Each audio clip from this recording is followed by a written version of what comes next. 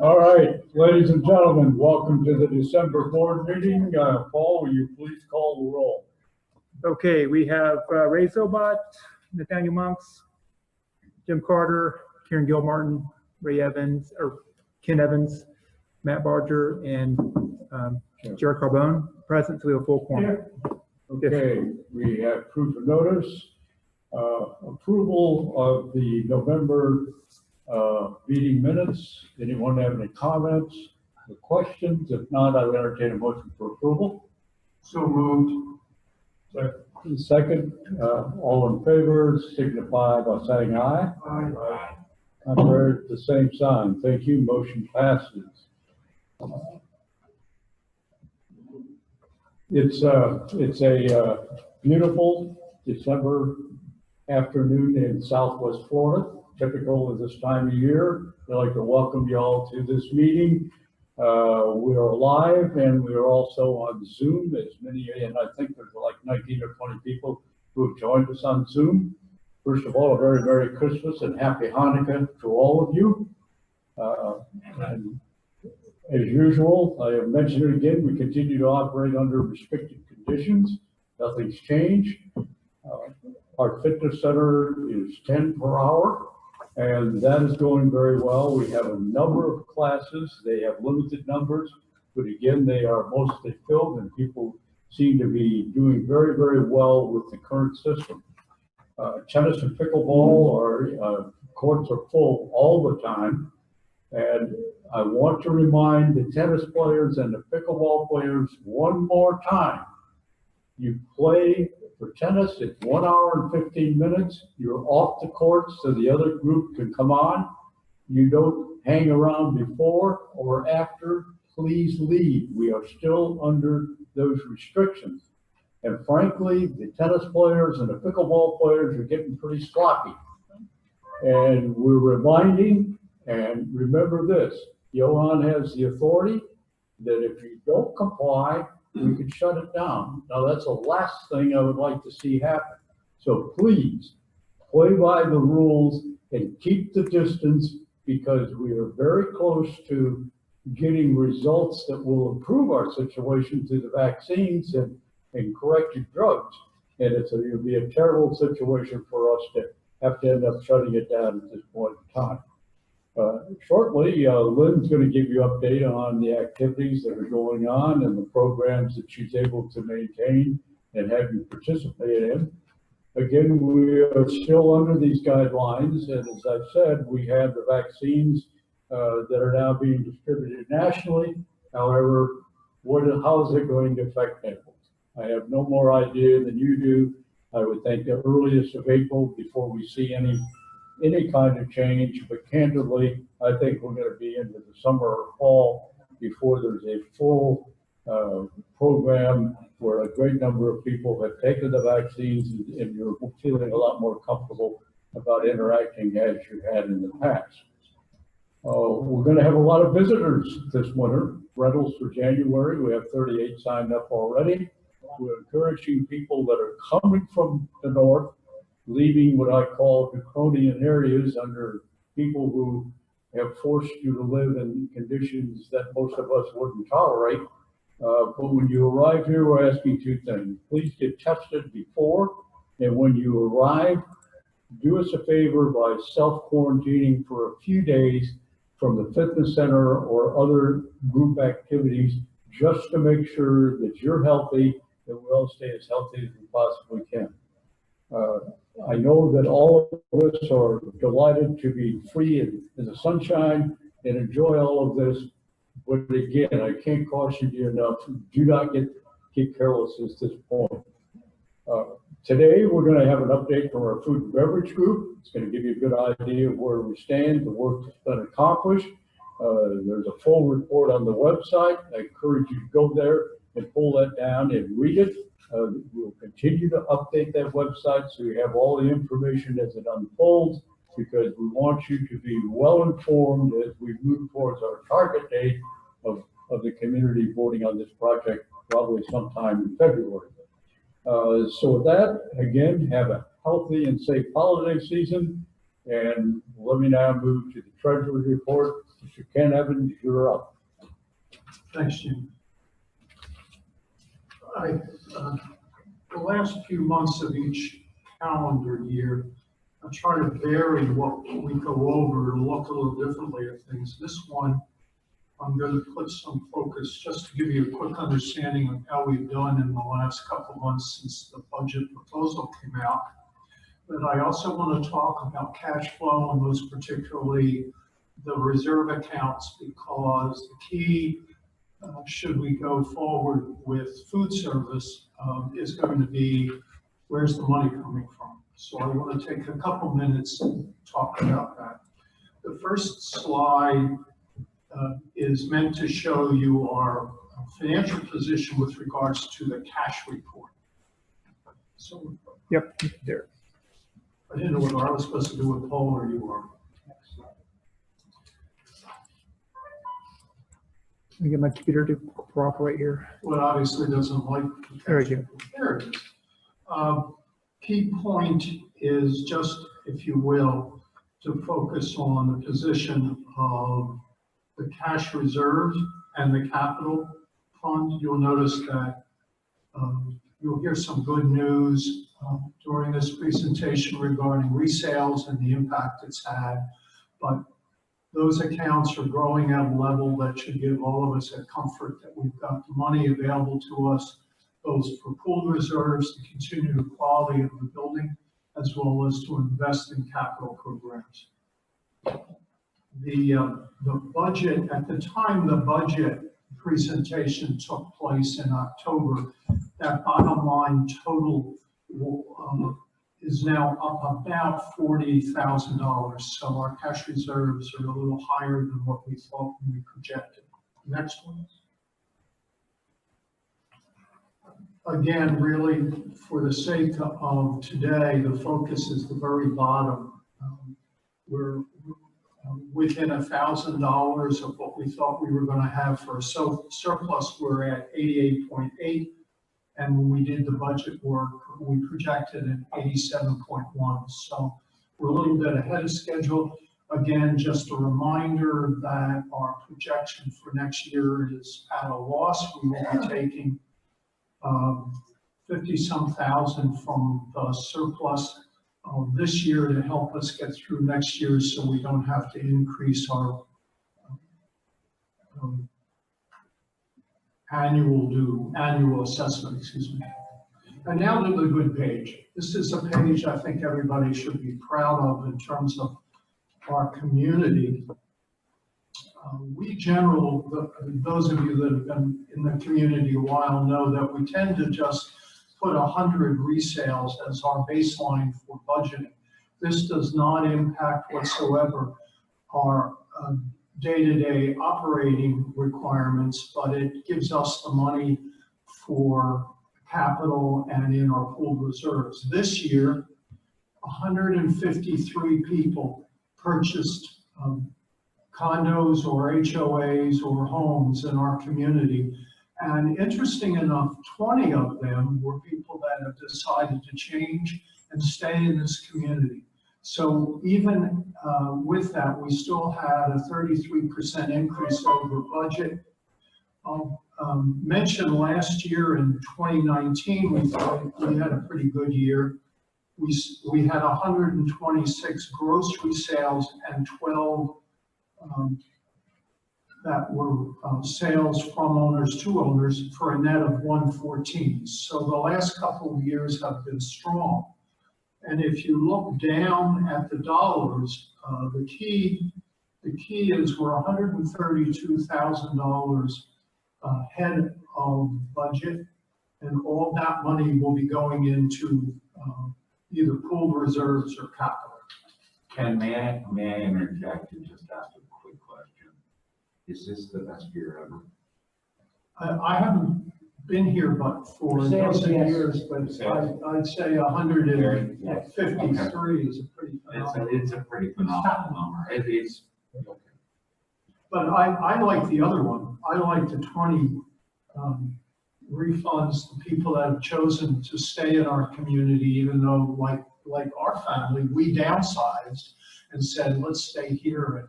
And I think that's a good sign for us also. I would agree, Ken. I think that's a very big plus for Pelican Marsh. It's been reiterated, and I agree, Jerry. I think it's the highest I've ever seen it. That's the question I was asking. Yeah, it's amazing. Yeah, it's 153, that's just crazy. It's a big number. Well, we need another year like that because we have a capital project we're thinking we might want to do. Oh, I know. Okay, the next page. This is a little bit of history here for those of you that have been around, as well as those of you that haven't. Starting in 2019, for the first time in a while, the board voted to take all of the resale fees that over the last few years had been kept in operations to reduce operating costs, operating assessments. And we convinced the board, and the board approved that all the resales ought to be put, all those dollars should be put in capital and pooled reserves. So in 19 was the first year we did it. We had $459,000 of resale in 19. And we had 532, which you just saw in 2020. The net impact of that, and I'm going to apologize for the next page because I found it a little bit confusing.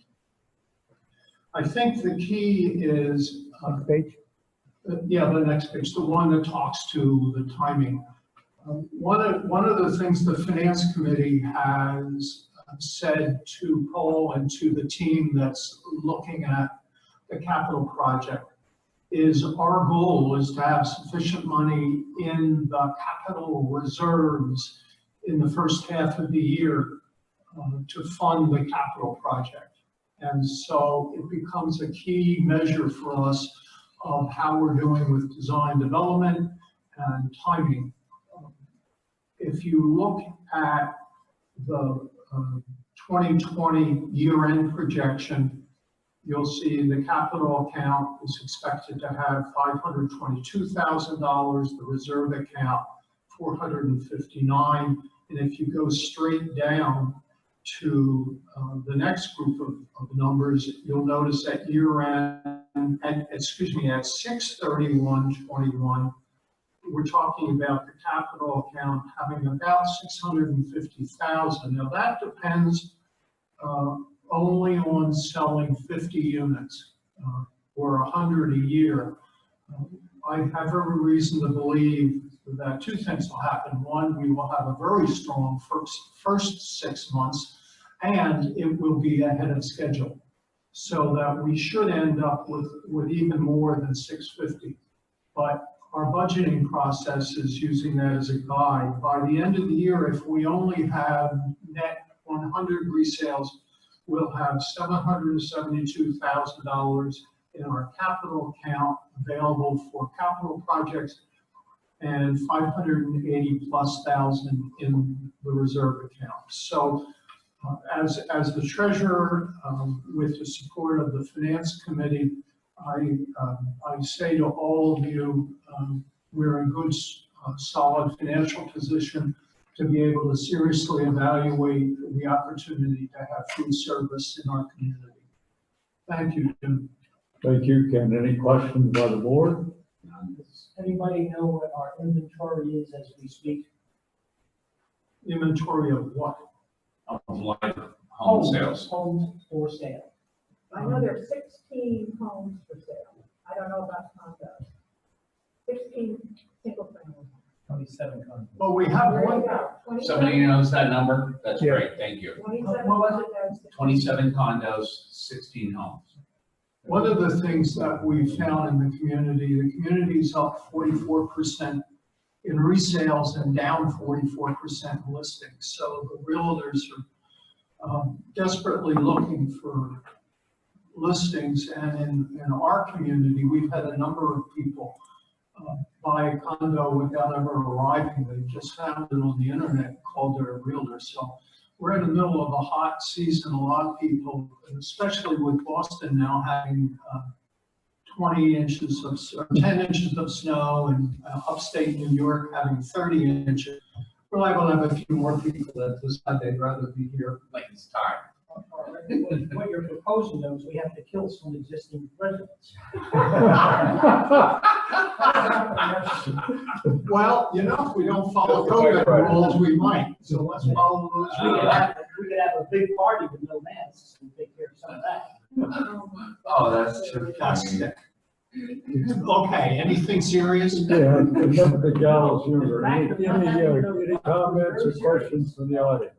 Anybody online? Everything better. We For put all till of the end. us.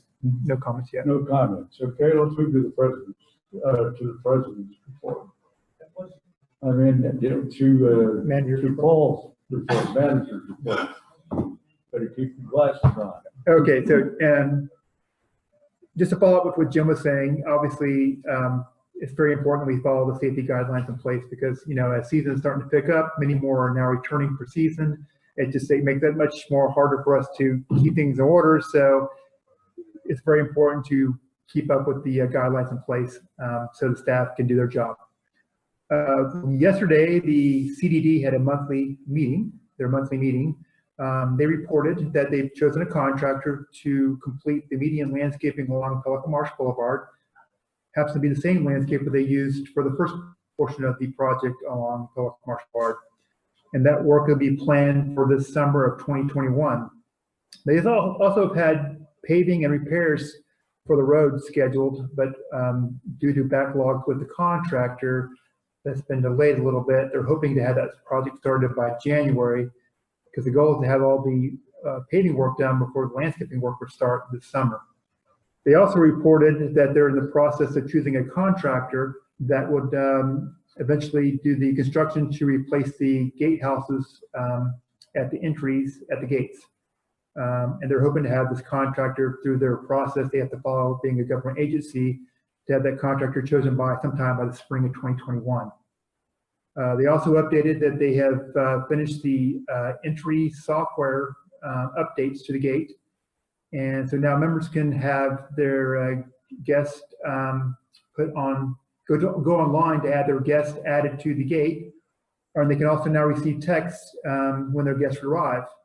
They also noted that they changed a few protocols with the entry procedures, and that would be that from now on, all food service delivery or Uber or Lyft ride services must first be called into the gate to be allowed access, or you need to put them on your permanent guest list for access before they're just let in automatically.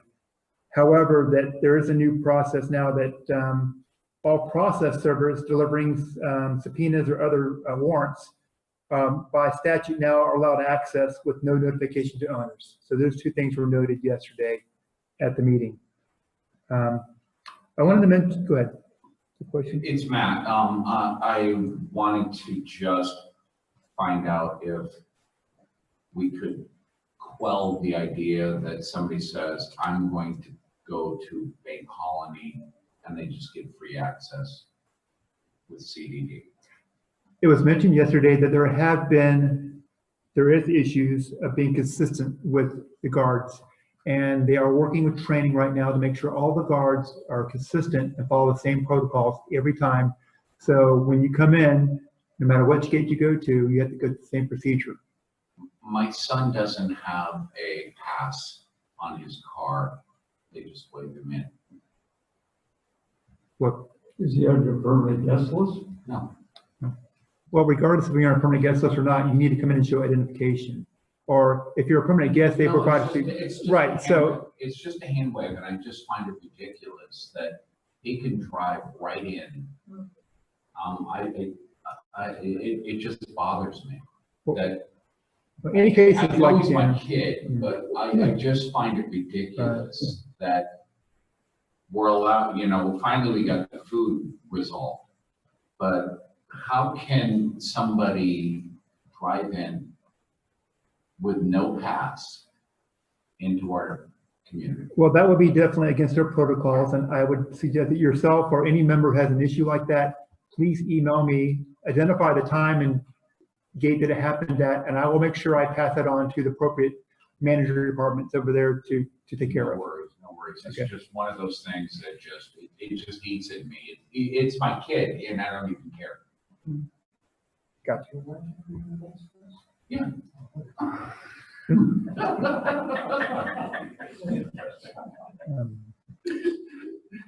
I want, staff has recently, in the past month or so, received a few complaints that some owners are allowed to bring their pets into the community center. And we just wanted to remind everyone that we do allow pets in the community center, but only if they're service animals.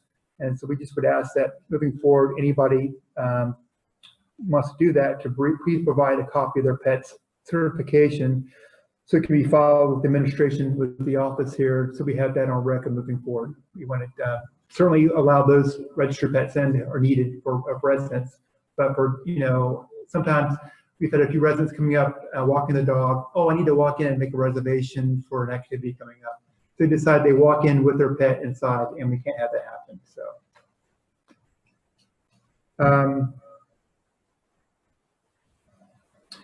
Lastly, I know it's been a trying year for everyone, and I want to thank everyone, the staff does, and appreciates everyone's continued patient support with the staff as we've navigated through this COVID crisis.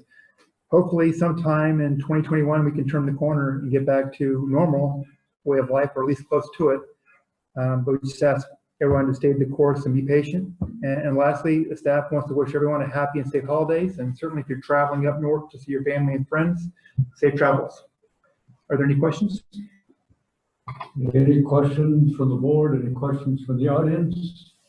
I believe, Paul, in the CDD meeting yesterday, they did mention they are going to have a more of an extensive training program for the guards so that they can get them more in tune with what you brought up, Matt, that I think it's a moving target for them. And I'm like you, sometimes they really practice due diligence on those gates. You can't get in if you don't do what you're supposed to do. And other times, maybe they know your son, they just wait. That's probably what it is. But it still is not the way to do it. I agree with you. Okay. And you know what? I just want to take a moment and say thank you, Paul, for all the hard work you've done this year. Appreciate You that. busted your butt, and I appreciate all that you've done. As do all of us. As to the entire board, thanks you and Yes. staff for Thank you. everything, because it's not been an easy year. Okay, is Lynn in the room? And We have there her she back, is. yes. She has her Merry Christmas outfit on. So Lynn, did you come forward and give us an update on activity? You better have candy. I should, right?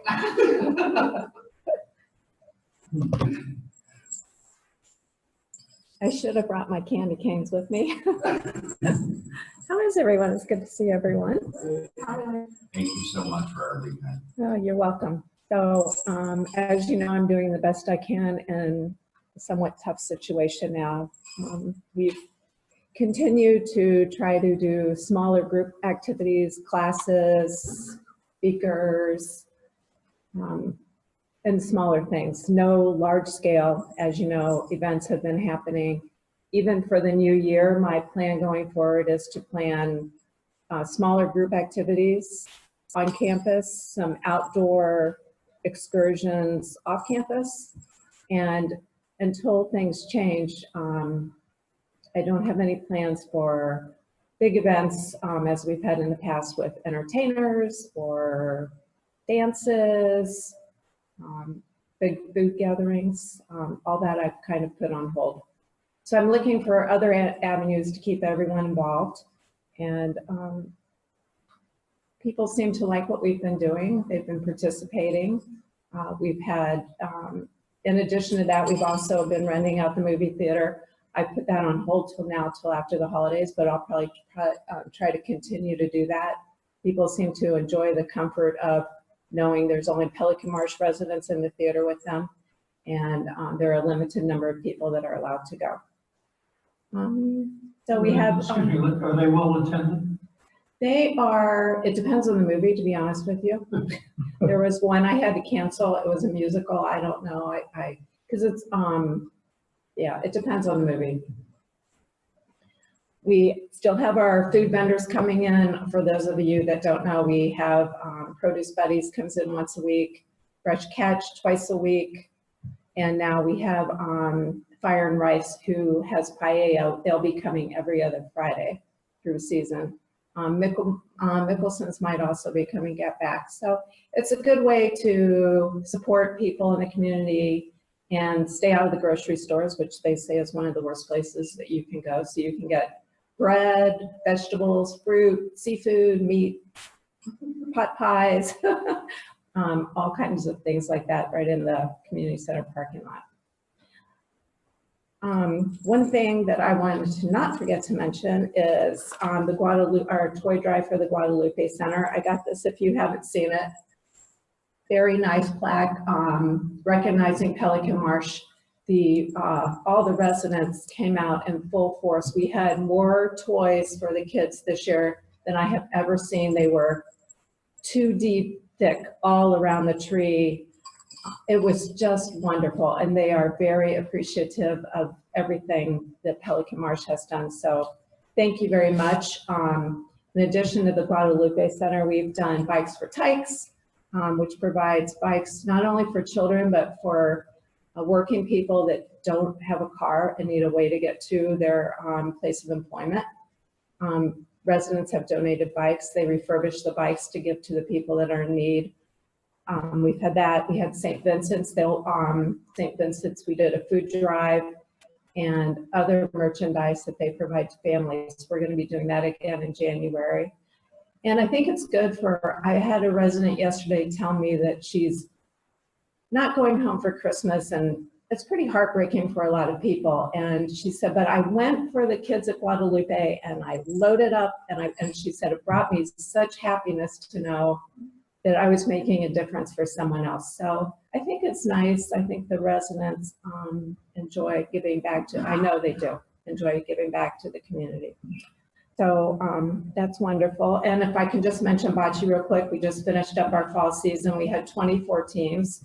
We're taking registration for the winter season. We are still limiting the number of players. We're only using 2 courts, not using the middle bocce court. We've cut the, when they're playing, the number of people, it used to be 4 people on a team playing at once. We've cut that in half to 2. And we're going to continue that until there's a change in the COVID situation. And a lot of the bocce players are actually really good about, they actually wear masks while they're playing. It's not as, there's much exertion as there would be in tennis and some of the other sports. So they're pretty careful about watching their distance and a lot of times wearing masks. And I guess that's about it. Okay, questions for the board? None. Thank you. Okay, You're awesome. terrific job. Anybody have a question from the audience? And happy holidays to everyone. I hope everyone has a nice holiday and stay safe. Watch out for your neighbors. There's some people in Pelican Marsh right now that are really sick. So keep an eye out and watch out for each other. Okay, I did want to say that in terms of the holidays, that my husband and I, John, participated in the botanical gardens like and Lynn had put that up, and it certainly was a great activity because we could, pay our money here and go just separately, and we ran into Nathaniel and his family. And I think it's a perfect example of what we can continue to do here in light of COVID and do outdoor things and all, in some ways, get together. Yeah, that was a nice night. That was actually a sold out event. And it's nice because I purchased all the tickets ahead of time and then I have them here. So there's no interaction once you go to the place, and it's outdoors like you said. So I'm planning on scheduling more things like that during season. It was great. So thank you. So, It's a good thing, because otherwise I would have stayed on the sofa, but you got me there. There's no other way I would have got there. So I'm glad you do these. I hear you. Okay. Thank you, everyone. Thank you so much. Thank you. All right, let's move to old business 9.1. It's an update on the proposal to add food and beverage as a amenity to the community center. At the last executive meeting, we had a discussion on this subject. We felt that it was time to get Bob and Mark here to give us an update, to clarify any questions the board has or residents have on how we're going about doing this project. Also, I'll mention that online, this report is there. They're going to refer to it today. And if you want, it's 17 pages. So if you want to pull it down or refer to it, it's going to give you a lot of, I think it'll answer a lot of your questions. Mhm. But Mark, welcome, and you want to give us an update, number one, on the construction side. Well, no, first I just want to introduce Bob Giannetti, who is a major component of our committee. R.G. Mintz is also involved, as am I. Bob will do the first part of the report, the majority of the report. I would ask you all to please hold your questions till the end so that he can have a continuous report. It will not be the 17 pages that you see on the website by a long shot. And I would ask anyone who is watching from Zoom or here to please go on the website. There's a separate drop-down menu, and it gives you a very detailed look at what we're hoping to have everyone vote in favor of. Okay, Thank you, everyone. Mark. Bob. Yes, thank you, and welcome, everyone. We can go to the next page, please. The committee has focused on 4 areas in the past few months. It's been the owners, food service operators, facility construction, and the timeline to completion. With the owners, we sent out a written survey. We held 5 workshops, some during the day, one at night. And the overall majority of the participants were very positive to our food service proposal. We also, as has been mentioned a number of times here today, and I really appreciate that, on the website, there's a lot of information, and we are trying to put the project on there, updates, the surveys on there, and we're going to continuously update that to keep everybody informed. And I do appreciate everybody coming out and being involved. If anybody has any questions, please forward them on to Paul, because he's kind of the nucleus here, so that we can then get them answered if we don't have those questions here today. Start with food service. The committee has contacted several qualified food service operators. The qualified service operators were interviewed. We brought them in here and reviewed the entire concept and outlined all the responsibilities. Everything from the hours of operation, and we even expanded that. We said, okay, it's going to be open 7 days a week. It's going to be open from X to X, early to late. And the idea behind this is not to sit there and say, oh, we're going to be open 5 days this time of the year, whatever. They're all fine with it because they know we're going to be working with that based on the people that show up at different times of the year. So we wanted to make that really broad. We reviewed the menus that I submitted in the original proposal. These are there were 2 pages of menus, and the idea there is the style of the menus, the handhelds, the salads, and the other items that we had on there. And secondly was the price point. So we wanted to make sure that we maintain those price points, and everybody was fine with that. We've talked about the sales revenue sharing between Pelican Marsh and the food operator. And all the operators have walked this facility, looked at the kitchen design, and have been actively involved in feedback and ideas and questions and answers and things like that. 4 operators indicated strong interest and signed a conceptual agreement of understanding. And it was all the things that I just covered there. One of them is Frisco Catering, Creative Catering, Naples, Artichoke, and Crave Culinaire. And I'll just give you just a quickie on some of these people.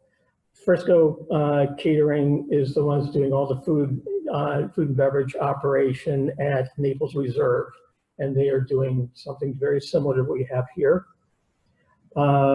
Creative catering, Chef Bob. He spent 20 years at Hyatt and Adams Hotel. He opened large hotels, and he also, large hotels. So when they opened up the hotel, he would be the one going there with a group, and they would set up all these hotels with a variety of themed venues. He's consulted for many years. He's a graduate of the Culinary Institute of America, and he has his own business now. Brian Gorman of Artichoke has been in business for 23 years. Brian gained much of his culinary expertise in New York in very fine restaurants, and he's actively involved here in this community doing events for residents. Brian from Crave Culinaire, he has a very extensive, he's also a Culinary Institute graduate. He was the executive chef at M Waterfront Grill. He also is now, he has two operations, very similar, actually expanded over what we're looking at doing. Valencia Benita is one of them. And he does everything from the restaurants and theaters and cooking classes to pool and outdoor dining. It's a full-fledged new facility. He also is going to be picking up Trails of Naples, and he has an outstanding reputation in Naples. So that gives you just kind of an overview there. Proceeding, we're going to continue working with them. It helps. For me, I got a reference letter from Naples Reserve, and it gave me an opportunity to then set up time with Naples Reserve to talk about their operation, the things that work well for them, challenges they've had. And I've been going to a number of places just to have those conversations, just to enlighten us for anything that we could be confronted with. Let's see, and then what we're going to do is there's going to be an RFP that'll be sent out to include but not limited to. It'll have everything from a complete business plan, projections, history, clients, venues, safety records, things like that, insurance, liability coverage for us. So we're going to put this together. The attorney is going to put this together, and we'll send that out. Next slide, please. Facility construction. We started out, as everybody's seen the rendering of the facility. What we did is we sent that out to a number, 6 actual contract or construction companies. And 2 of them, one was very high, one was very low. 4 of them fit in the kind of a pretty similar, we'll say, center range. And in that case, it was $400,000 to $635,000. The companies were PBS, D'Angelo's Diamond, Garrett, and Gates Construction. And what we needed to do is obviously come up with, before we go to the, present anything to the community, we need to have a solid number. So the next step was for us to get drawings. And that way contractors could get with their subcontractors and get more sufficient detail. We can work out more sufficient details and lock down pricing. So that's where we are with that. In addition, we can get with the architect. I can come up with ideas, but we brought in a contractor, PBS. PBS was very qualified. It's one of the ones that we have above. They're working with us through these drawings with the architect so that we can fine tune everything. We put in a service bar that's outside. We're talking about the quality of the cabinet, so it's going to last for years and it doesn't break down.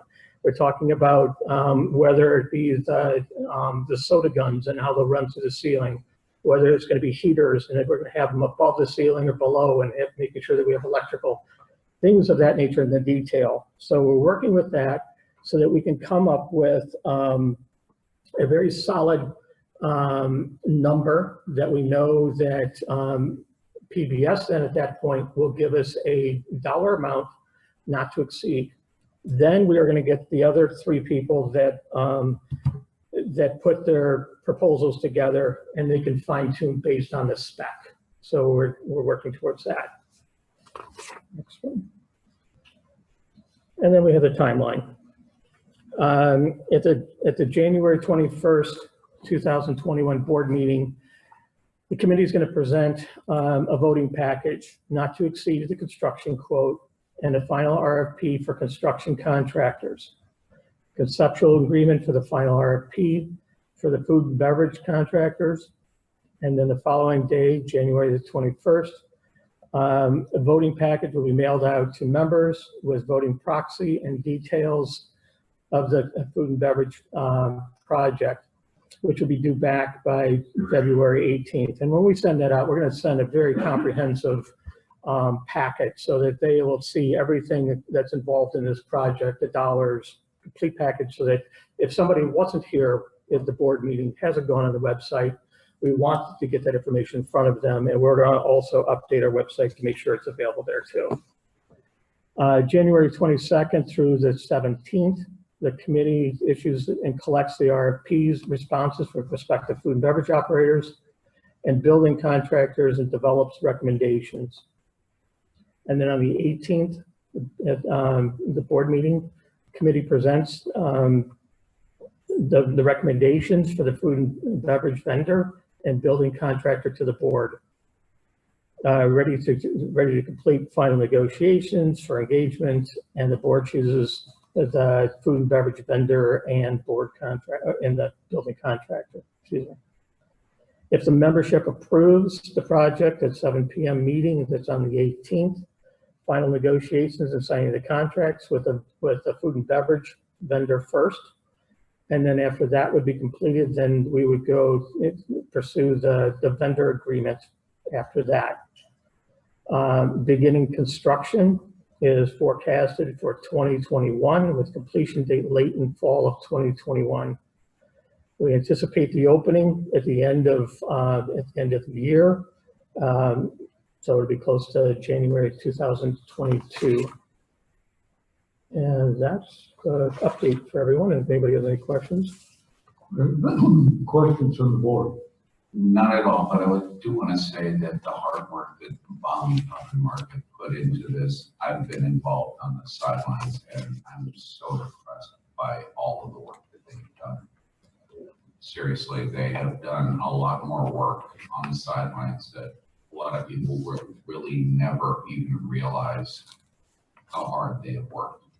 So thank you so much. You're welcome. Thank you. I'd also like to make a point, since I think it's pretty obvious, but the finance committee has been intimately involved in this project. And we've taken one of our people to work closely with Bob and Paul and Jim, who's our CPA/bookkeeper, to ensure that there's a support system in place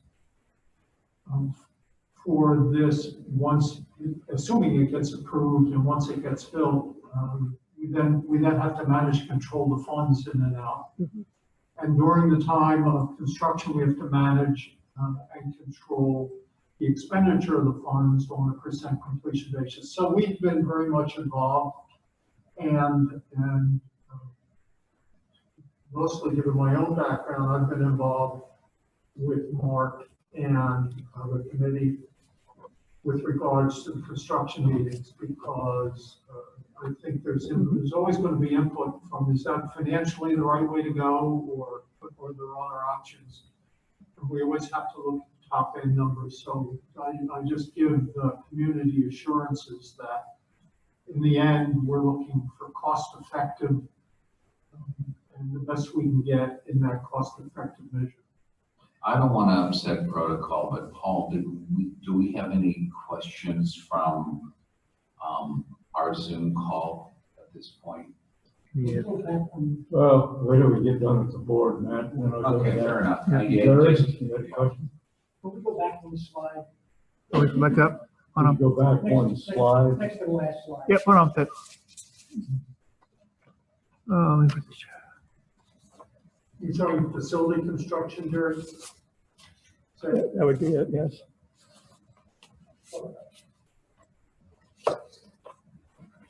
Not those ugly ones. those guys will- Hold on.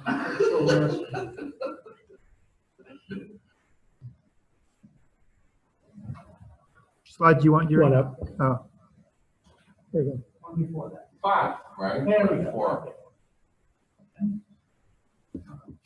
How much of the information that you guys are going to accumulate, which is the proper way to go, are we going to see before the 21st of January as a board?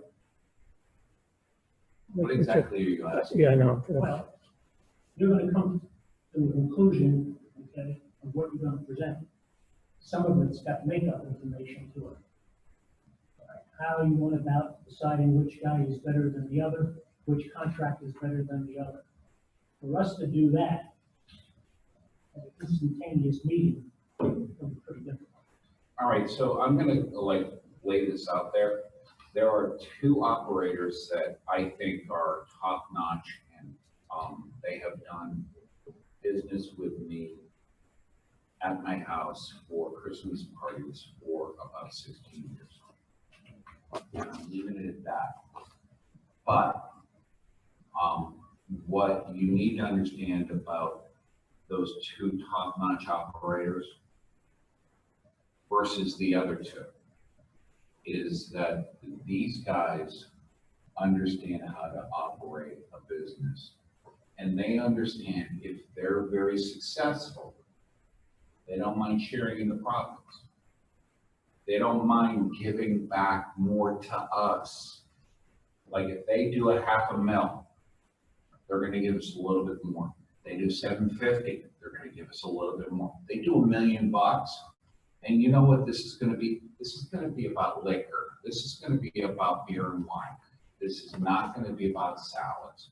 So these guys understand what they're doing. That's a given. Mm-hmm. The question is, Gary, I can't hear you very well. Jerry, I'm speaking, you might. Yeah, That's the fine. question is, how is the structuring of the contract? We're putting I it- haven't been to your Christmas party. We're putting so an I'm not R, worried about it. we're putting an RP together. In other words, A lot of it's gonna be through the let me tell you RFP. what I'd like to drive at, Go ahead. okay? Yeah. Here's my point. Sure. Ultimately, what I would like to see is that, number one, nobody has to pay $240 a year. Number two, we get some reimbursement from a successful operation to pay for now, which is looking to be a $650,000, okay, investment by the community, of which only 40% of the community is probably gonna use. So. That's I a need light to know- number, Jerry. Sorry. But That's, listen, nobody can dispute the number I give because nobody has the information. Okay, so that's what I would be looking for, all right? Sure. Early on to say, hey, this is the best guy to deal with because he's gonna offer us the best return for our investment. This is an investment we're making. Okay? It's, you guys didn't read the memo, it's the largest investment we're making, okay, since we built this building. And it's not an investment of just the 640, we're putting up another $500,000 in guaranteed funds. And we're creating a perpetual debt. Everybody seems to forget that, slide over that, and that hasn't been in one piece of information passed on to anybody. I disagree with that completely. You can, but it's- Well, yeah, but you know what? I disagree with that completely. I've built 400 restaurants in my you life. wanna know something? I am really not interested if you build 600, Matt. That's fair enough. Okay? The point is, this is a unique scenario for a nonprofit organizational base here, okay, that we're in charge of as a group board to represent and protect the owners, Do you think okay? that $20 a month? It's not the dollar amount, you know, everybody puts You it think in. $20 a month? Wait, I blow that at wait. Starbucks, Jerry. A month. holy God. Be careful with the board. Mark goes out. I know, that's, I can't get it. Let's keep this in. I blow that at Starbucks a month. Sorry, Jim, I'm sorry, but I blow that at Starbucks a month. Okay, that's, It's $240.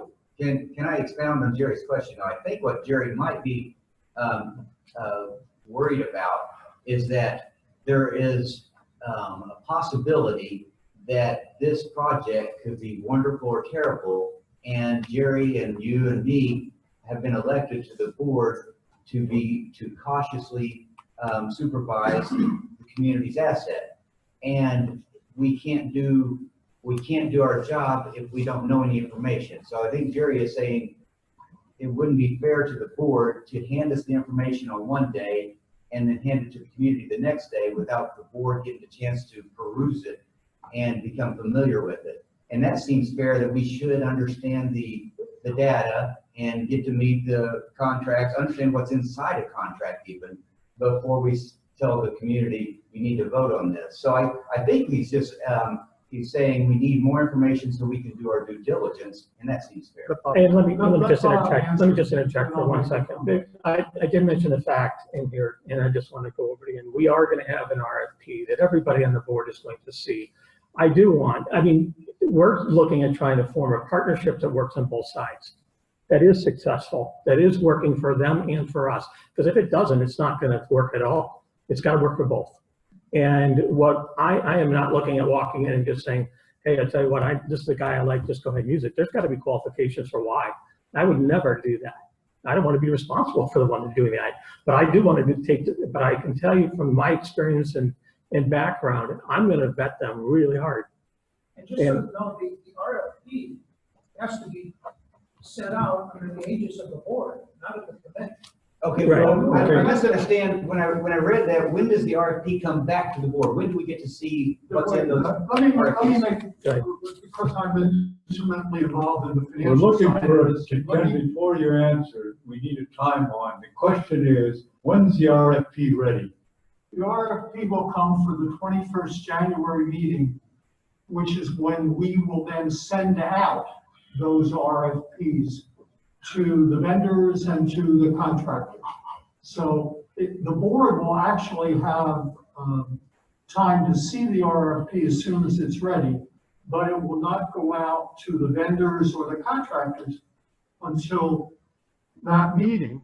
And the vendors will then have a month, in both cases, to respond. So during that month. And what I also am asking in this question, what I think I'm hearing is, you can bring it to a board meeting in the 21st, but prior to that, if I'm hearing Jerry and others, we want to see that a week ahead of time, a chance to go through it, a chance to think about it, not see it in this meeting and try to figure out questions that we should be asking. I think that's what I'm hearing. If I'm wrong, Jerry, tell me, but I'm sensing that the timeline is short and that there's not enough time for board members to see what's in the contract before we send it out for voting.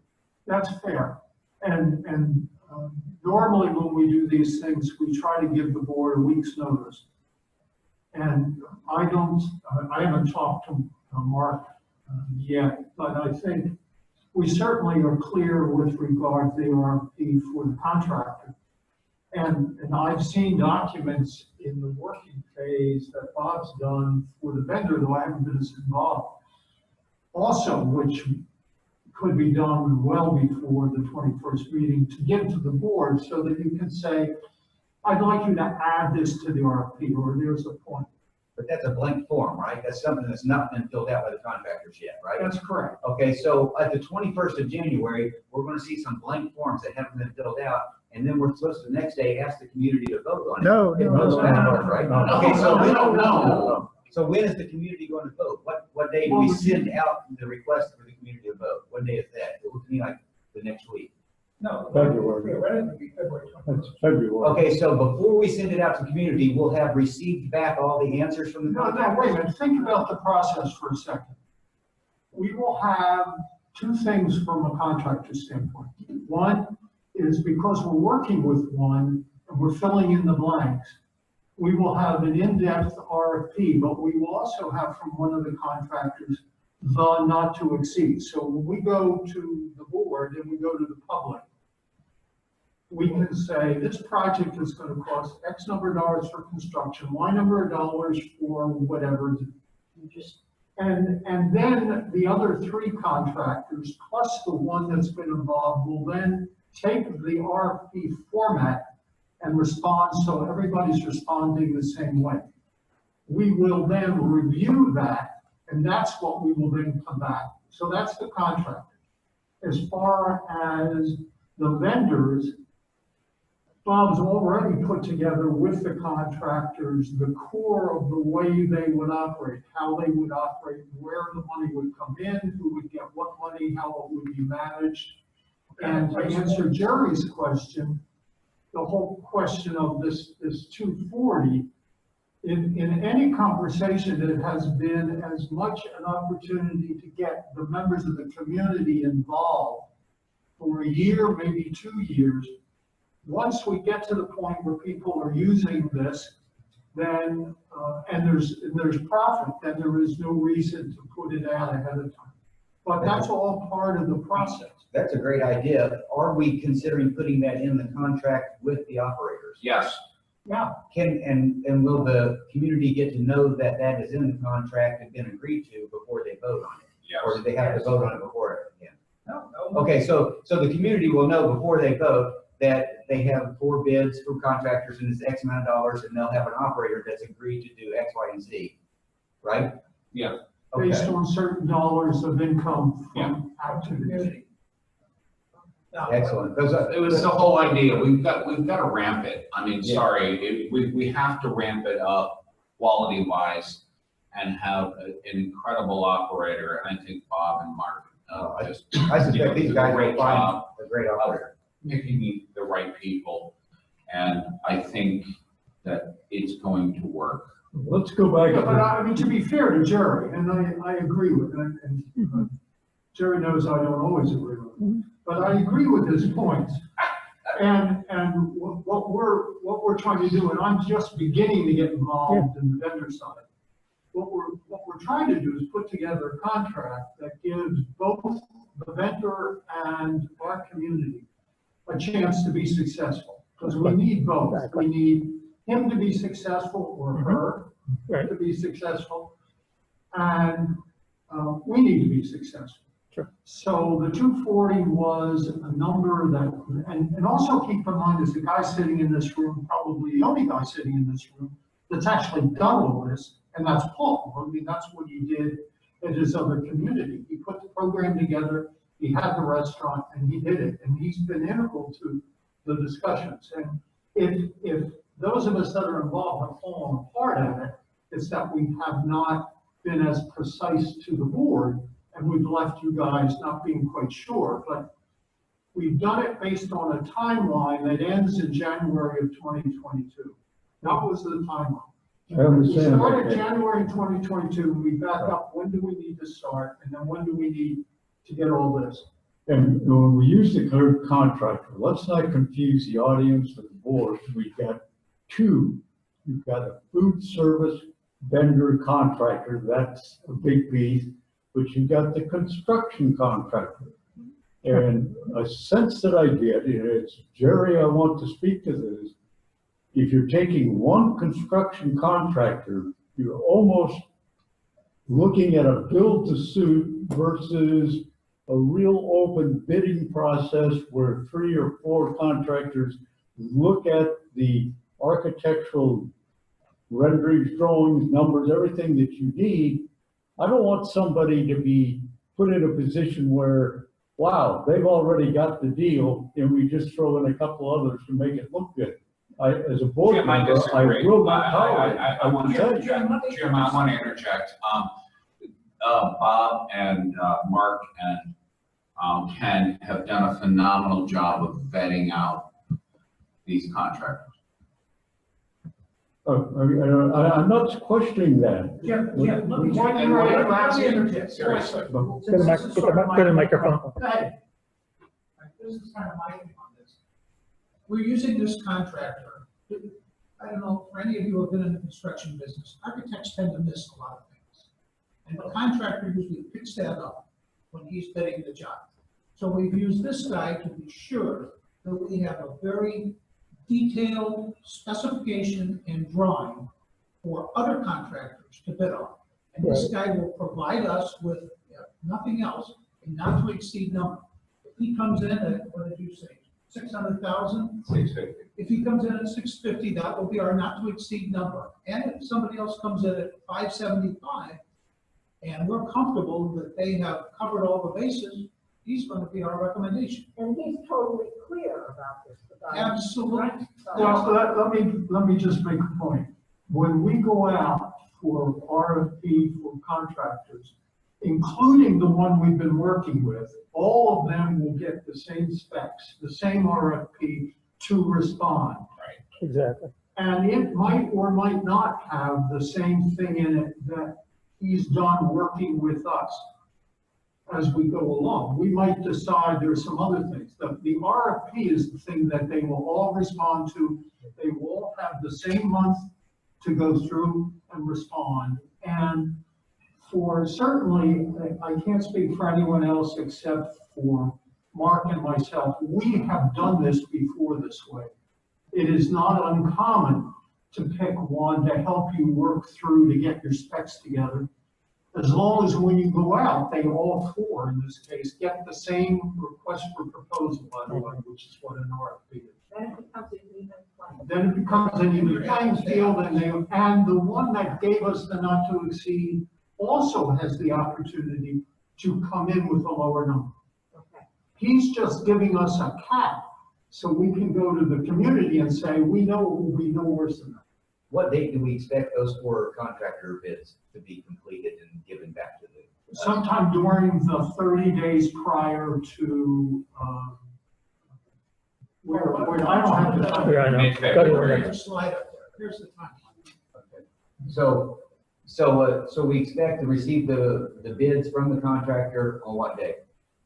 Well, we haven't sent it out yet, but it'll be Right. sometime prior to the February meeting when we come to the board for approval.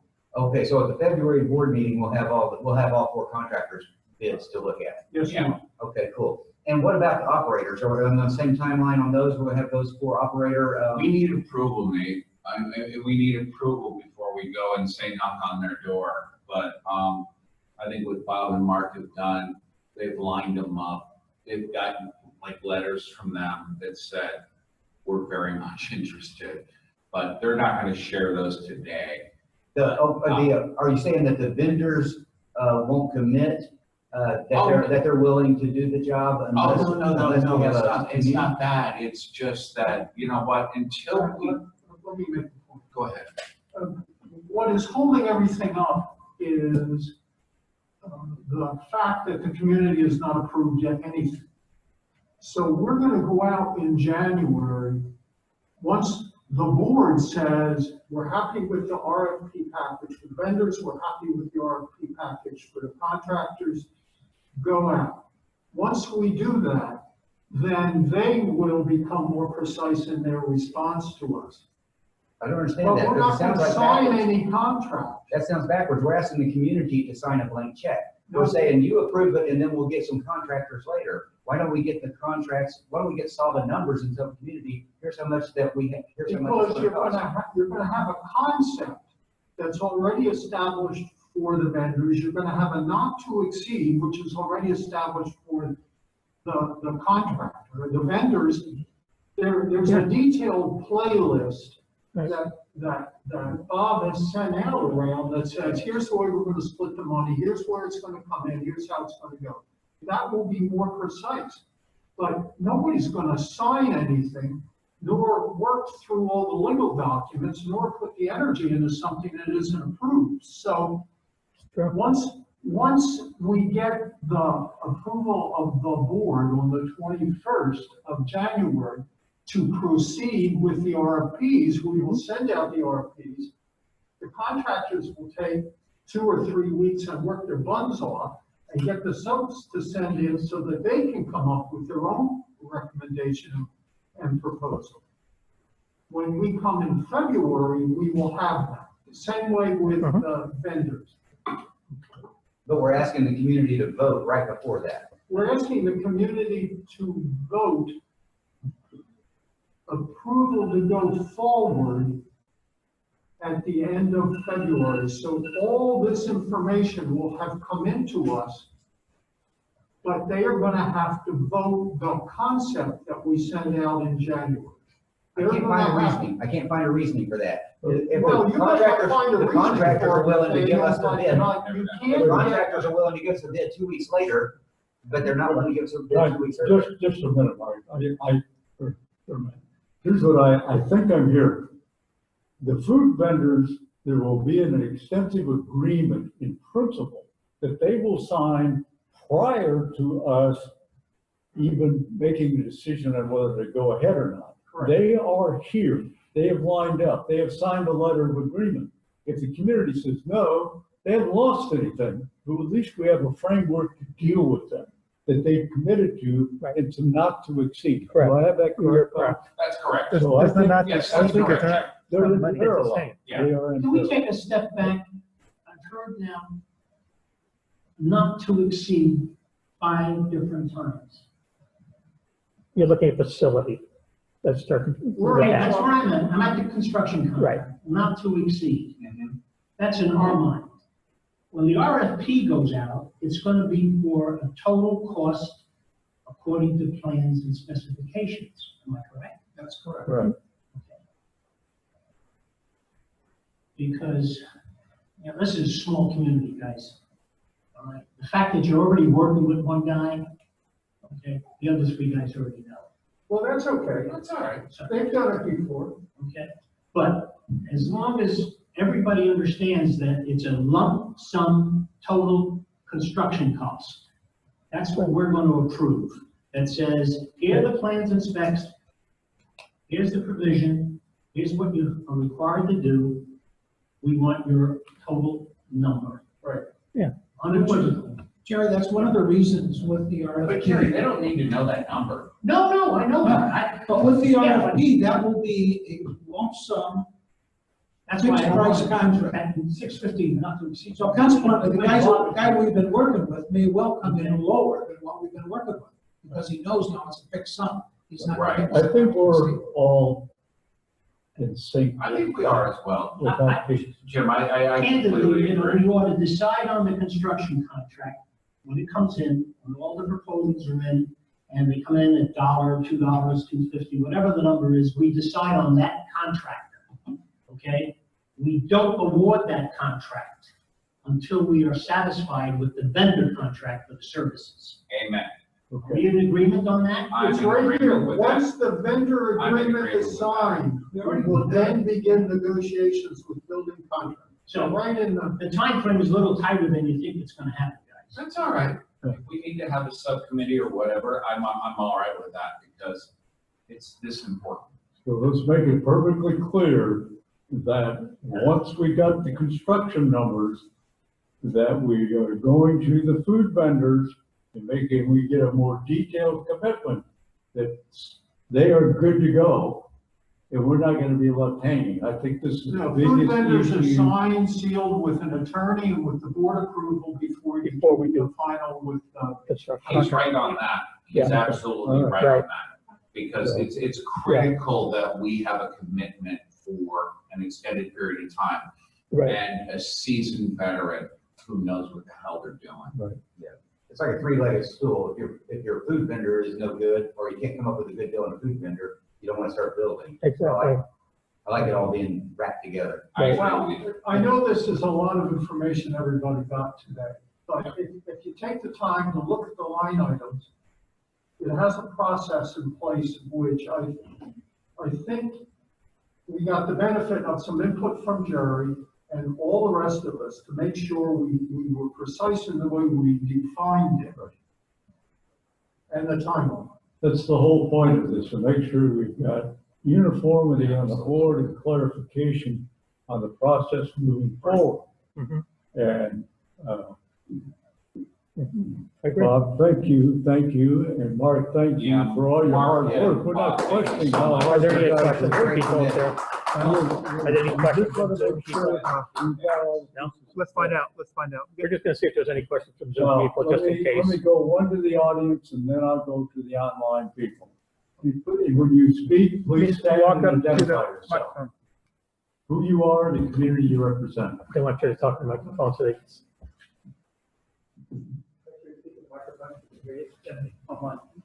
Steve Burke, Muirfield. So can I see the timeline slide again? I just want to make sure I understand what this is, what's going out to the community. So the community is going to see this not to exceed number, which I guess means that it won't be exceeded, right? There's no chance it's going to be exceeded by this number, right? And then, no, Yes. The community is not gonna hear a not to exceed number. it's right there. Why? Why do you want to do that? Well, we've got to tell them that we have a not to exceed. I thought what we were going to do is acquire, okay, the cost of this project. It might be less. What happens if it comes in at 675? Are we going to destroy everything? No, And if you put it out to the community at not to exceed 675, and you're out putting bids, are you guys in another world? Do you realize the communication scenario in life? I don't comprehension, guys. So you're saying, The whole world will know. so what do you want to tell the community? I want to tell the community when the time comes, it says, we have a construction contract, we have a vendor contract, here's what we're going to provide for X dollars. Not to exceed, to put out into the open How air. do you vote as a member of this community if you have no idea? No, you're gonna have an idea. You're gonna say, hey, we're providing, okay, a new food and beverage facility that's gonna cost X dollars, including the vendor situation, which is part of the deal. Here's what I'm hearing Jerry saying, you don't want It's to put easy. out this not to exceed number, because you want to put out a bid, let them, now internally, we may have some idea, but There are the three contractors. we've got to see what happens with the three contractors. They come back, the number that goes to the community is a decision made by the board that this contractor A for this price How am is.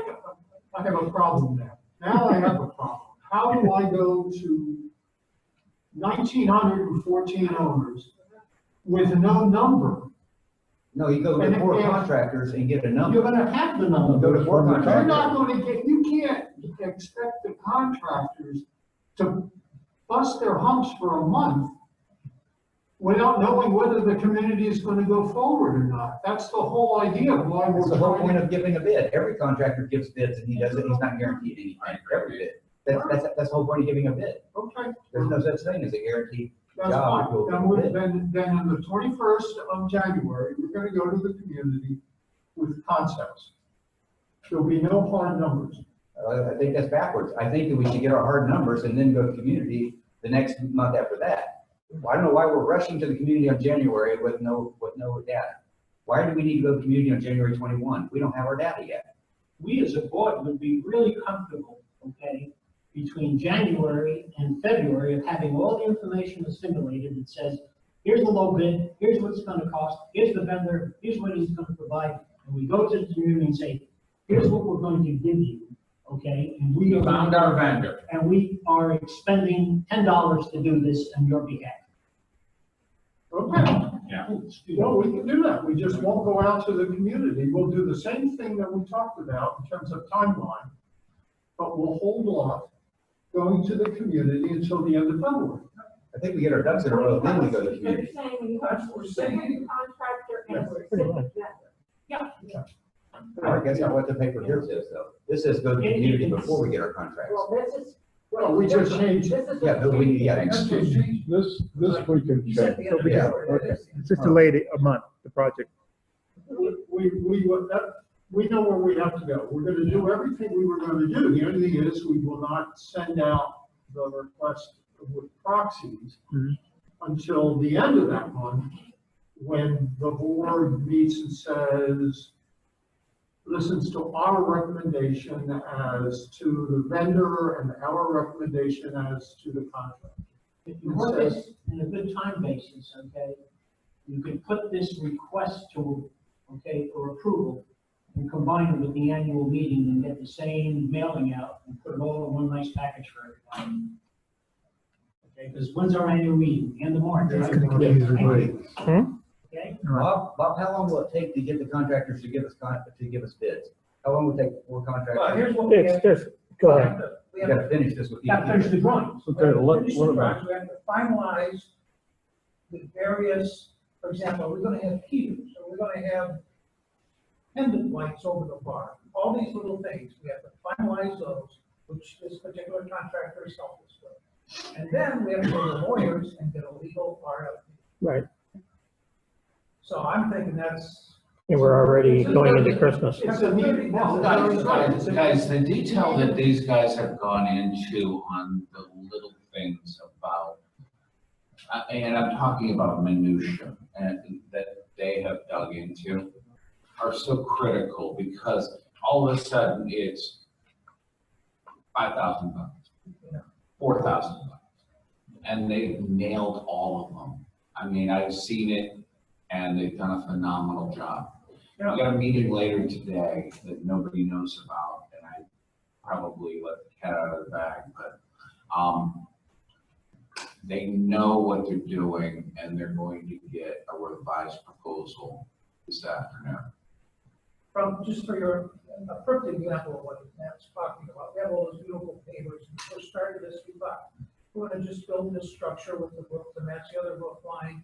We'll have a nice paver floor, and then Matt mentioned, and then one of the contractors mentioned, you know, there's nothing worse than sitting on paver bricks when you're trying to drink something. So now, the pavers have to come up, the concrete has to go down, we have to have a concrete kick curb against the bar.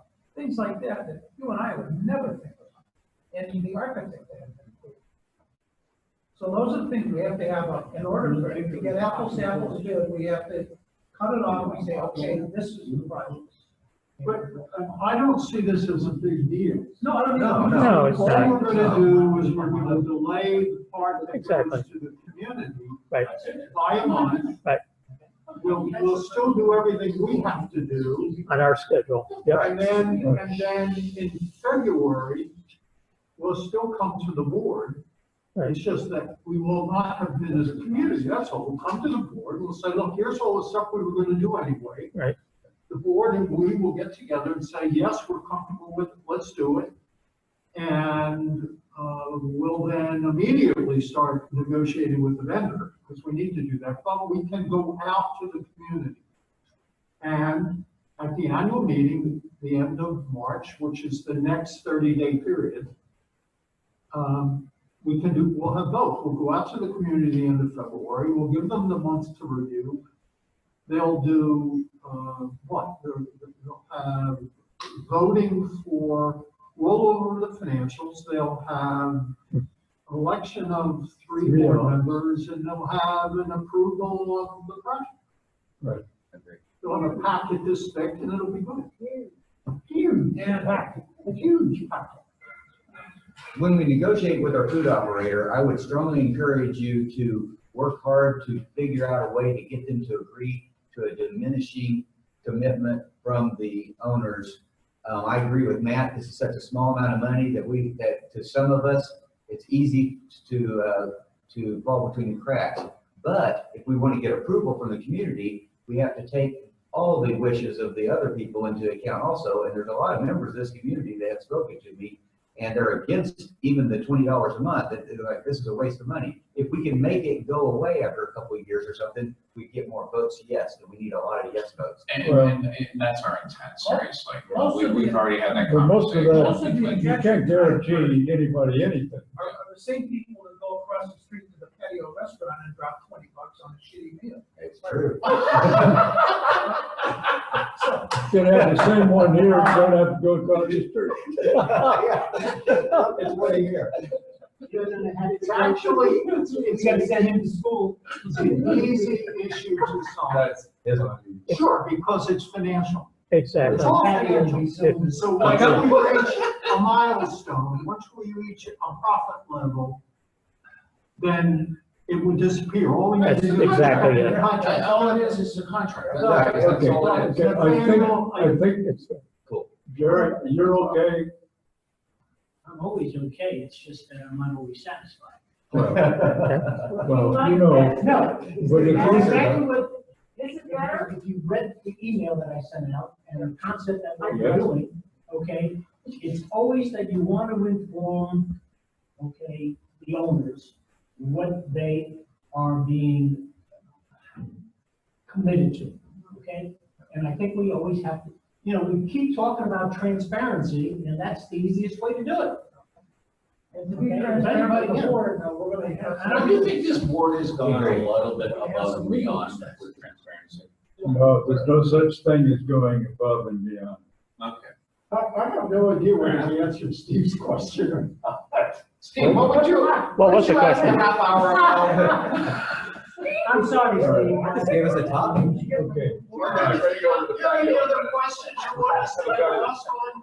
All right, to help everybody on Zoom and everybody in this room, I think we have clarified the process now, that it actually extends the timeline by 1 month to make sure that we have all the data to the board, and the board reviews and recommends, so that we end up with, we have at least 3 bidders on construction, of which the board will see these bids, make a decision on. We will see agreements from vendors that will say, if you approve this community Pelican Marsh, we are willing to do more detailed negotiation in terms of putting together a food service contract to meet your needs.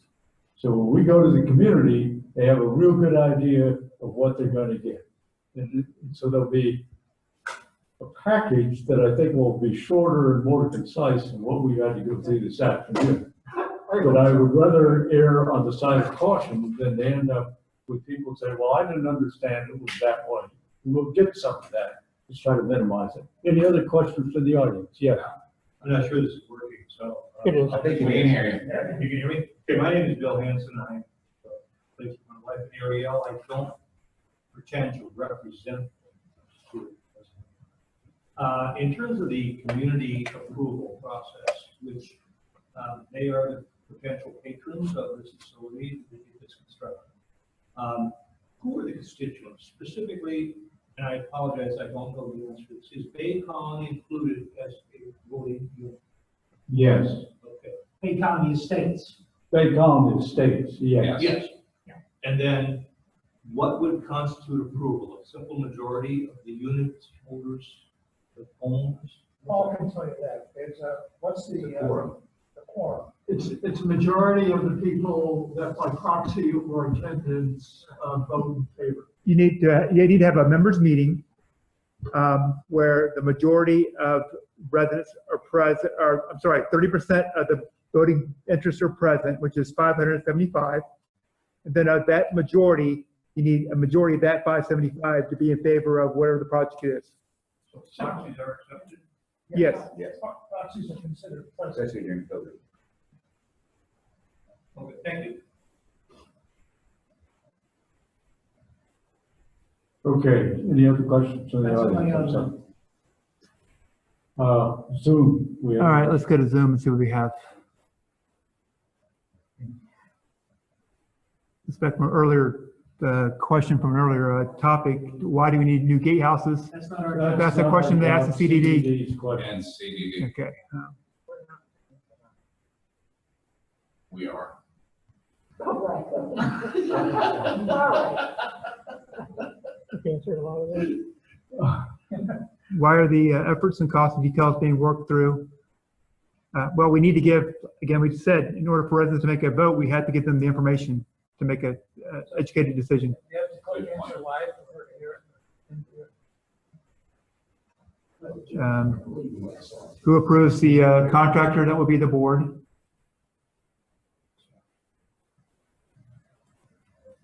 The only thing we need approval from the membership is just to approval to spend the funds to move forward.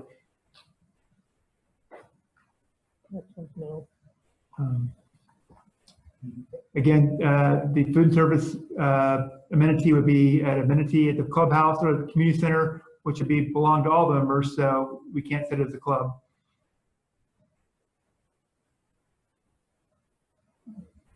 Yes, we could make the RFP available to membership. Just make a point too, since the question came up. The board is not required by law or bylaws to accept the low bidder, but rather to discuss the bidders and that contractor that will do the best job in the recommendation of the board can be chosen. That's price value. Is it 240 The annual? question is, couldn't anybody see the bids that are submitted to the board for review? Yeah, they're in the packet, they'll be part of the meeting. No, they want to know residents. They can review it in the office, but they can't take it out. Okay. Yeah. So yes, you have the opportunity to go in and read them there. So residents can come to the community center once we have. Once they're turned in. Yeah, once they're turned in, they're That's all. available for residents to review in the office. You can't take, Jerry said you can't take them out. The answer to the 240, it's an annual investment, not a one-time investment. It's really not an investment. Well, It's it's, like buying a cash. It's a gift card. Can we just walk through, for those who are attending, what the 240 is? Just to give a repeat, I don't think they realize what this is. Okay, $240, why don't you answer that, is what does that mean to the resident? Because it's not something that you're assessed and you don't get anything for. It means it's a credit that every time you go to this food and beverage operation, you have like a credit card. And whatever you buy is credited against that card until you've used up the $240. Right. So you get the $240 back from food and beverage. Can we make that? And credit it's exactly card? it, and it really works out to be roughly 65 cents a day. I mean, it's, in essence, is what you're looking at. Bob, can we make that gift card that they have to buy, can we make it so they can give it to another person? No, No, What's the downside of allowing them to give it away if they don't want to use it? because it's meant to be to attract the members and owners to the community, not just to have it. Well, you also have to look at the fact that now you're getting to a point where you have one person that put $240 into their account, right? So let's say you didn't want to use yours. So now I got to buy yours off of you for $240. So what's, They don't go Right? in- I mean, isn't that the it's case? going to be, it's going to be an account in their computer, not an actual gift card or anything. It's going to be a credit to your account. Yeah, you're getting into the mechanics of the process, but think of it simply as, if you've been a member of a golf club, you've done this. You have a name and a number which is charged against you. You will start the season with $240 under your name and number. And then as you buy things, you'll sign a check, and that'll be deducted, and you'll get to a point where it'll go below zero, and your credit card will be on file, and or you'll be billed. I'm not sure, we haven't done that. That makes sense. And I want to interject something you were talking about. If somebody has their own facility, their own house, condo, whatever, and they're renting it, they can apply it to, that person can use it. You can work out whatever terms you want to use it. So for instance, somebody is using it, year-round rental or 6 months or 2 months, whatever it might be, then they can apply it to that. And it is our goal, it is our stated goal that if it's profitable to some benchmark that, like Matt has mentioned, that we can make that go away so that obligation no longer exists. So Yeah, hopefully in 2 or 3 years. I think that we'll work out between the 4 smart guys here, gradient scale, that at a certain point that it drops to $1.20 and then maybe zero. I like that. Just keep in mind that there are 2 reasons for it. One of which is to get people to get up off their butts, or some other words to that effect, and come and take advantage of what is going to be potentially a really nice special thing for this community, to get together with people, to build relationships, and if you're not otherwise involved in the community, a way to get involved. So it serves 2 purposes. Once things get underway and we get that group of people, we probably won't need it after certainly 2 years. We're all thinking a year or 2. It's I exactly. like that, Ken. And I'll go a little step further. Last night, my wife had a tennis clinic here at 6 o'clock, and they stayed till almost 11 o'clock at night. And they were missing the fact that they did not have a better facility for cocktails, for quality appetizers or anything, and they would have died for that. So I think this is just going to roll and be phenomenal. And a lot of the conversation, I mean, when we're looking at the food vendor, I mean, like I said, it's a partnership, and they understand, and we've had these conversations a number of times. I mean, it's up to their performance too. I mean, they have to perform. Yeah. To bring these people in here, and that's, so, they understand it, they understand the qualifications that they need to meet, and we're gonna vet them hard. And even if we think it's a great idea, and it is a good idea, it's not fair any longer than mandatory to make other people who don't think it's a good idea to keep purchasing there. So once we got up and floating, we need to let people off the hook and not have to pay for it if they That's don't want to. absolutely correct, and, Right. and understand that there are members of this community that are golfers. And there are members of that community that are already required to pay a certain amount. So to be fair to them, though we do need to have this to get this thing off the ground, it's not fair to continue it for those members of our own community that are already paying that for the golf. But hopefully by then they'll say, this is cool. This is a better, more relaxed place to drink. And at the same time, it's also helping the golf club. As much as we might not think about it, okay, the difference between a golf club and a country club are amenities. So it does help when they're looking at packaging it. If you look at their website, you'll see tennis courts, you'll see bocce, you'll see everything else about them trying to attract people here. So, I mean, and I look at it as how do we partner to be a great community, you know? And yeah, we want to have that disappear too. Okay, I think we've exhausted the discussion. Yep. Fair enough. And thank you, Bob, thank you, Mark. And Mark, thank you. Bob, thank you. Thank you. We had two more come in. Just 1 second. We got everybody more. We got more. If we don't have the final numbers, how do we know it's going to be 240 votes? That's what the program is based on. It's based on the best estimate from people who have been involved in this business before. But what people don't know is that Bob already has, along with Paul, the outline for the whole relationship established. Right. That's what he went to with the vendors, Right. and they talked about it. So, I mean, Yeah. we basically are further along. But those questions will be answered in detail when we do send the package out to the membership or both. It'll have all that stuff in exhausting detail of why they're voting for it. Who carries the host liability insurance? That would be the vendor. Any others? So far, yes. Okay. Thank you for your time, everyone. Okay, Thanks, thank Bob. you. Great job. Bob, thank you so much. Yep. Mark, thank you as well. Okay, good show, guys. All right, 9.2, update on information to install key fob system for the fitness center. That's yours, Paul. Yeah, let me get situated here.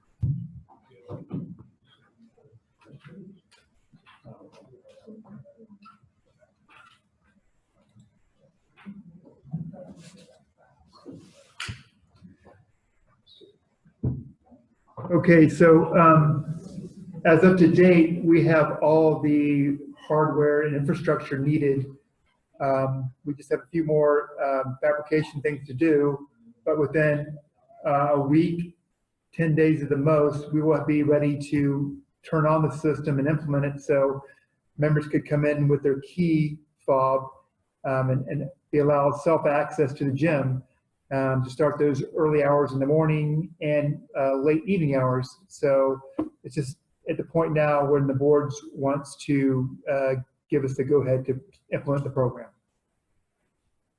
Did we decide on the hours? Or is it gonna be 24/7? Right now, it's starting at 5 a.m. to when we open, and then from when we close to 10 p.m. Any other questions by the board? Any objections? Are the cameras now functional in the parking lot? They are. Yeah. If there's no other comments from the board, anybody have a question from the audience? Seeing none, I would suggest we just go ahead. It doesn't require a motion, but it's just an information update. Okay. So when you're ready, Paul, turn it on and make sure the community understands. I think also we were going to have people using the system sign a waiver if they're going to do it off hours, just as an additional protection. So Paul, and I've talked about this, I have the system in place for Patrick, so we just move forward and you can send an announcement to the community, we're good to go. Item 10.1, approval of the design review committee written report. The committee just had one request from a home to restain and paint and reseal their driveway. The colors within our guidelines established, so the DRC's committees recommend the board to approve. Motion to approve, So moved. second. All in favor, signify by saying aye. Aye. Opposed by the same sign, motion carried. Board member comments. Going One once. question, Paul, has Comcast gone around and picked up these frame box covers for Comcast equipment? They're still on lane since our last meeting in Tiburon. Right, good question. We did send an email out to all the board associations that Comcast has said they completed the project, but if you see any boxes they may have missed, please email me those communities and addresses, and we'll send them out to get it fixed.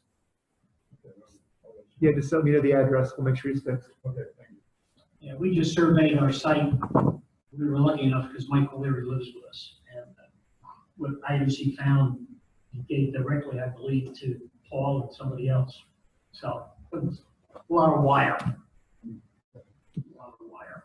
So as what Paul's saying is each community is responsible for reporting to him if they have a situation and an address where we have to pick up, we'll get it to Comcast and get them to do it.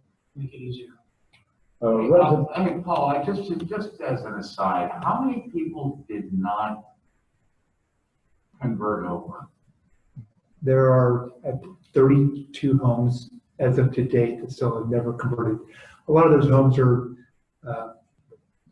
unfortunately, the resident may have passed away and the children didn't want to take advantage, so it's just sitting there, but. Okay, it just, okay, it baffles me. Yeah. This is, yeah, okay, fair enough. okay. Any other board comments? Resident comment. Oh, I'm sorry, Ken, go ahead. Yeah, I just want to add, I want to talk for 2 minutes about, or talk about COVID response.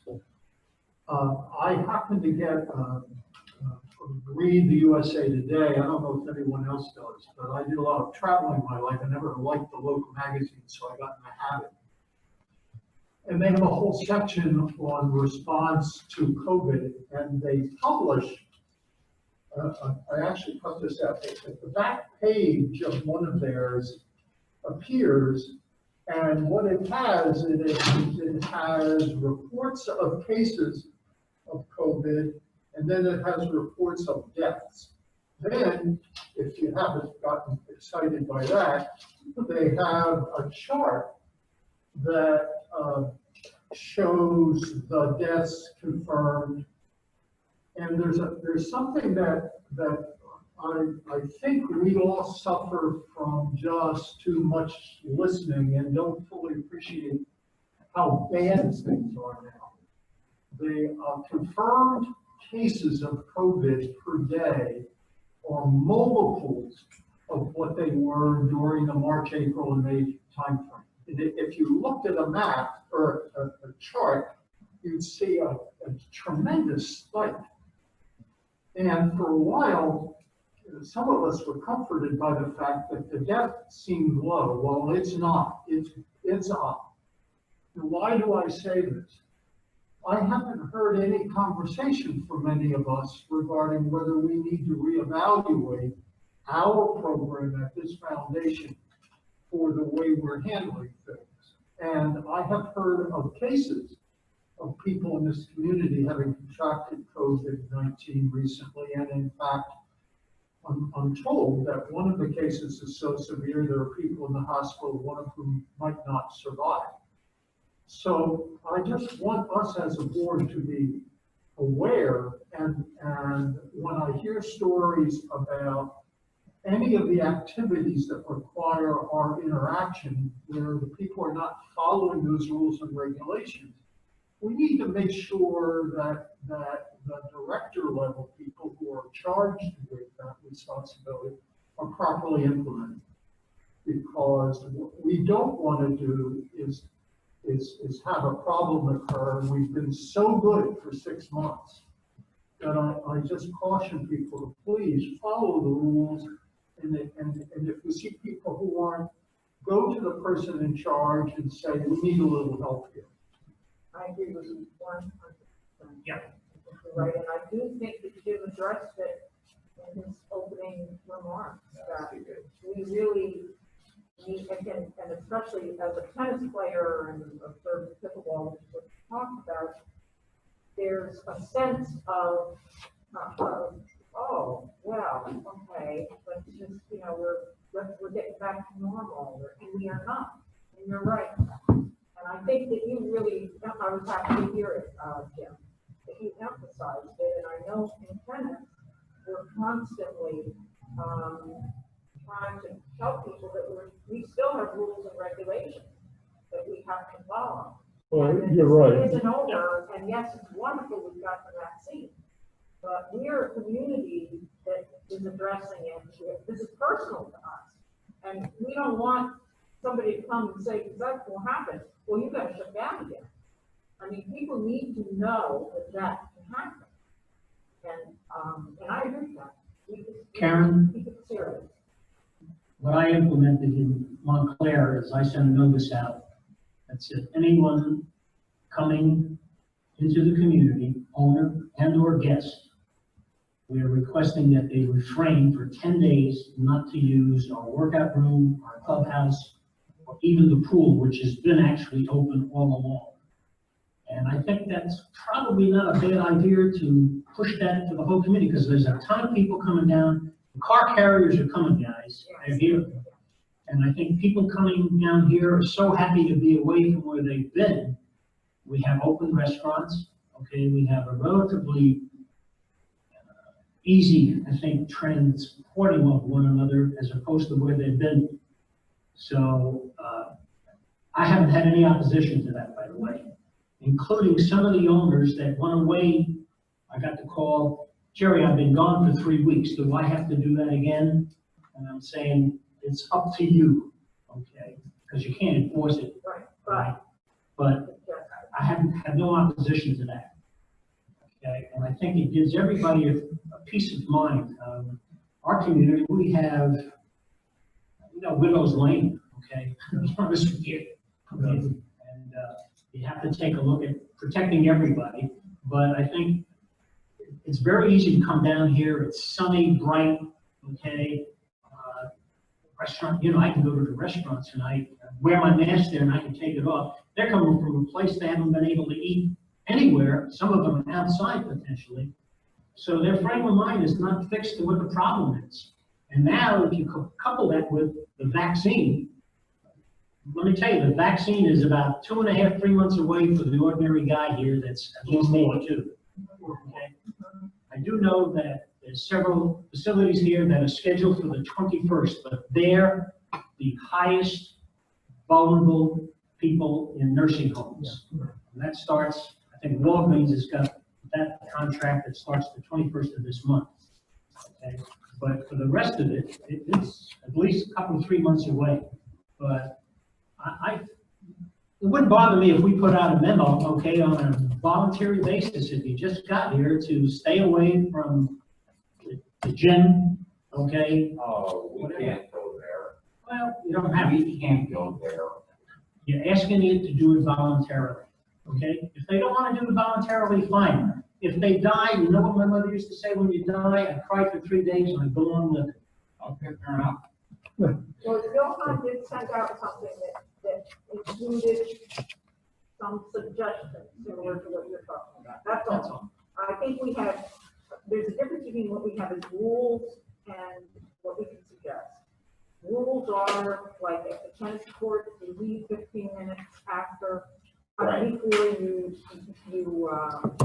get them earlier than you used to, and you come in late so that you make room for the next group to come in, and we're not gathering, we're not sitting around, and we're not socializing. And then I think the other thing is a suggestion, which is all you're saying, Joe. That's all it is. There are Yeah. certain things you can't enforce, but I know that the tennis director did make a suggestion about doing taking personal responsibility the quarantine. Well, that's true. I think, You know, you're right. Okay. It's more of a suggestion as opposed to a demand. That's all we did. that's all it is. That's all we can do. That's fair enough. Ken, I appreciate you sharing the article.